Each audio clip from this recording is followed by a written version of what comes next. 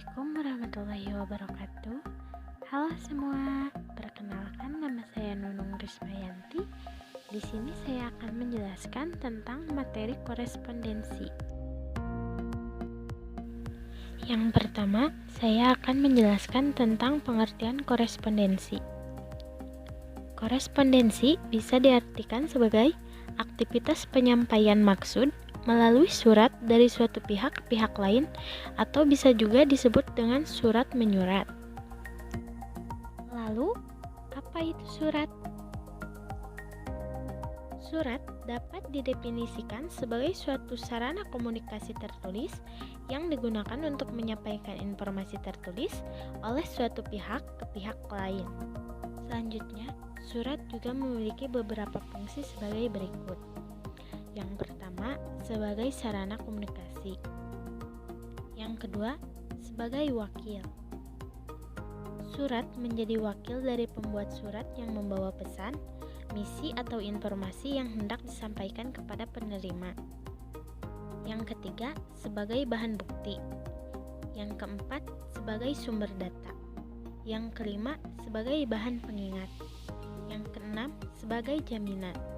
Yang ketujuh, sebagai alat pengikat, dan yang terakhir adalah sebagai alat promosi.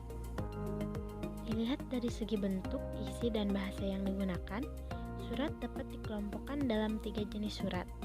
Yang pertama, surat pribadi. Surat pribadi bersifat personal, santai, dan tidak ada format baku, gaya bahasa bebas. Lalu yang kedua adalah surat dinas. Surat dinas berkaitan dengan tugas kedinasan suatu instansi. Dan yang terakhir adalah surat bisnis. Surat bisnis adalah surat yang berkaitan dengan urusan bisnis dan bisa digunakan oleh organisasi atau badan yang menyangkut kegiatan usaha bisnis. Selanjutnya, bagian-bagian surat. Surat mempunyai beberapa bagian yang umumnya digunakan dalam pembuatan surat resmi maupun surat bisnis.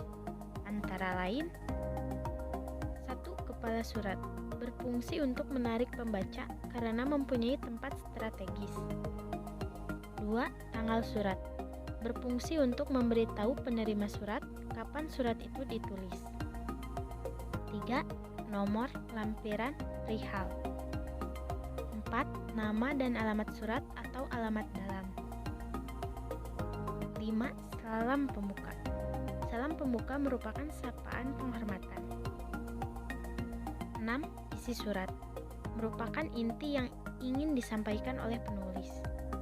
7. Salam penutup merupakan penutup surat yang merupakan tanda penghormatan penulis surat terhadap penerima surat. 8. Tanda tangan, nama, jabatan. 9. Tembusan. Dan yang terakhir, inisial. Sekian yang dapat saya sampaikan tentang materi korespondensi. Semoga bermanfaat bagi kalian semua. Mohon maaf atas kesalahan dan kekurangannya.